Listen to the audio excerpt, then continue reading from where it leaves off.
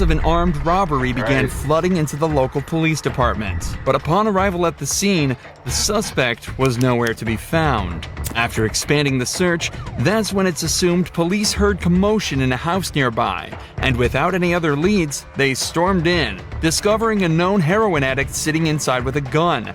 Without any other evidence, they arrested the man and brought him to be interviewed. This so-called addict was Jeff Pearson, the man who committed the robbery. And the following goes down in history as one of the only times a man single-handedly beat the cops at their own game. All that while experiencing horrific heroin withdrawals. This is what happens when the suspect outsmarts the cop. The next 24 hours were captured on police cameras within the interview room, but conversely to most footage similar to this, it was originally uploaded to the suspect's own YouTube channel on the 25th of September 2011. This is the first sign of what makes Jeff a cult figure and a legend within the interrogation community. Jeff was held in police custody for almost an entire day, but all of the footage from the 3 interrogation sessions held barely 15 minutes. Given that robbery and arrest took place within the state of Georgia, the usual minimum sentence would be around 10 years imprisonment, ranging up to a maximum of life without parole. But it would transpire that Jeff wouldn't end up doing a minute of this time. And instead of serving multiple decades behind bars, he spent a day being served drinks and candy while delivering a masterclass in what to do while in police custody. The following footage shows us in stunning detail what methods the cops will try on you, and how to dodge them like an absolute pro. The footage starts with Jeff handcuffed in a small, windowless room dressed in prison scrubs. It's clear he's already been processed and spent some time in a cell, likely while the cops spent some time gathering the evidence and prepared to question him. Am I under arrest? For now. I'm under arrest? Yeah, I'll explain everything, but before I explain myself to you, before we talk to each other, I need to read your rights, okay? What am I under arrest for? Well, like I said, I need to read your rights first. Obviously, the charge is robbery, okay? Jeff immediately opens by asking if he's under arrest and on what grounds. From the first moment, it's evident that Jeff has done his research, as this is exactly what you should be doing in this situation. From here, there are 2 options. If you're not being arrested or detained, you can state that you're also not obligated to stay and answer questions. Right. And you should be completely free to leave the interrogation. If you are being arrested, you can then immediately ask for a lawyer and stay silent until you're provided with one. These options give you the best chance of stopping the police in their tracks and allow you to create the best defense possible. What's amusing is that when you're being arrested in America, the officer is actually legally obligated to remind you of this. Take a listen to the Miranda warning that this detective reads out to Jeff. You have the right to remain silent. Anything you say can will be used against you in the court of law. You have the right to talk to the lawyer for advice before we question you. Right. If you cannot afford to hire a lawyer and you want one, a lawyer will be provided for you. If you decide to answer questions now without a lawyer present, you'll still have the right to stop answering questions at any time. Does that make sense? You've probably heard these before, haven't you? These 3 points are incredibly important and are often overlooked by the average citizen due to the panic of being arrested in the first place. Alongside this, because of how much we hear these lines in media such as police shows and movies, most people completely glaze over it when they're being read these rights, and fail to take into account that they're actually being provided with useful information that allows you to stay safe and protected while in police custody. What this detective didn't mention, though, is that if you ask for a lawyer while under arrest, they are not allowed to continue questioning, and you have a complete, unquestionable right to refuse to answer any questions they may ask until you're provided with an attorney. The detective also ends the rights with a snide remark about Jeff's past, meant to subconsciously remind him that he is a previously convicted criminal. Do you understand your rights? Do you understand your rights, Jeff? Yes or no? You understand? We're getting paid more than you are, so we can sit here for a long time, man. I just need you to answer me yes or no. Do you understand your rights? Let's get through that question. Do you understand what I read you? Do you comprehend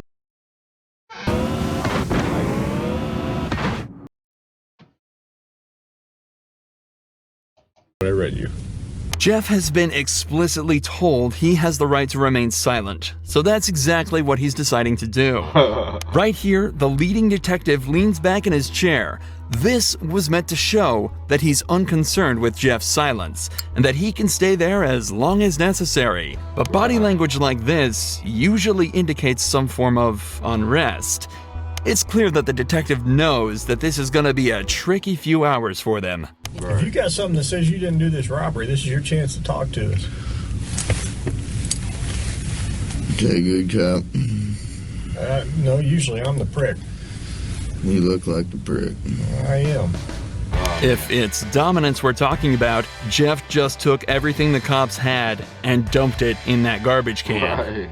I'm not asking if you want to talk to me at this point. I just want to know, do you understand what I read to you? So am I under arrest? Yes, you're under arrest. Get me back to the cell. I don't talk to you motherfuckers. Okay, fair enough. In this first round of interrogation, Jeff exhibited exactly the correct behavior given his current circumstances. He knows the cops have nothing on him. They wouldn't be there talking to him in the first place if they did, so he stays silent.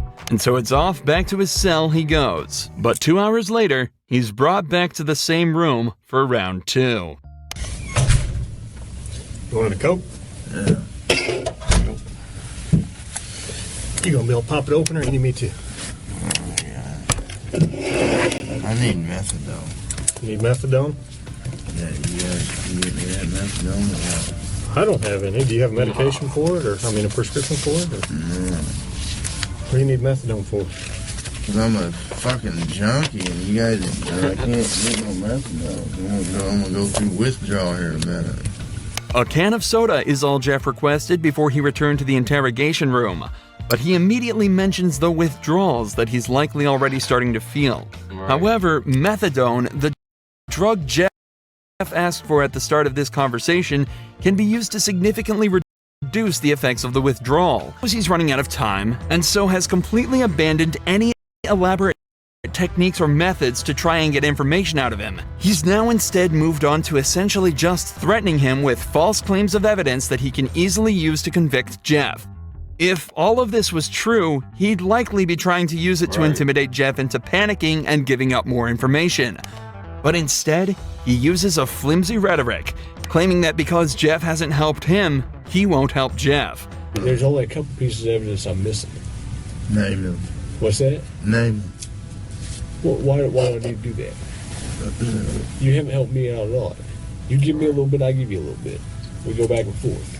I give you one of my pieces of evidence, and I give me a little something. You're a junkie, but he not All right? stupid. What time do you get over to Aaron's house? You know anything I say here can and will be used against me. Sure, but anything you say here, I can also tell your parole officer, and you help me out. That doesn't mean dick. Now the detective is desperately trying to bargain with Jeff. If he helps the cops out, they'll put in a good word with his parole officer. But Jeff immediately realizes that means absolutely nothing. What does a gold star mean if you're stuck in prison for 20 years? This further enforces the idea that cops have absolutely nothing to convict Jeff with, and also shows that they know they're running out of time. Jeff has asked for a lawyer, yet they're still sitting there questioning him, man, as that's if crazy. that's not a blatant violation of the rights that they have read to Jeff on 3 separate occasions. They know that if they don't get anything out of him soon, their time will run out, and Jeff is watching the clock closely. For the next 4 minutes of the interrogation, Jeff continues to deny and combat anything the police say to him. They bring up the gun that he was found with, continue to try and strike a deal, and even try to scare him by taunting him with what being back in prison would be like, and without any of the drugs he's grown a dependency to. But throughout all of this, Jeff stays totally stone-faced. He knows he's almost won. I'm done, man. Fuck this. I'm not even answering. All this shit that I just said is gonna be fucking written in the discovery now, right? What? You haven't said nothing. I mean, every little stupid thing that you've asked me, dude, is gonna be in the discovery. I'm not even going to do discovery. The prosecutor is. Okay. So, you halfway know the system, how things work, and you halfway don't. don't. Am I right? I half-ass know Yeah. that the only reason I came up here is to get a fucking Coke. Okay. And I got it. But now I want a Butterfinger. But that's not what we had for a while. What, the Butterfinger? Yeah. Why not?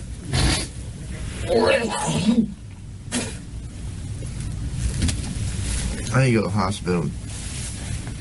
I'm coughing up blood. Okay. Let's go to the hospital. For the last few hours, the police have been questioning a man who is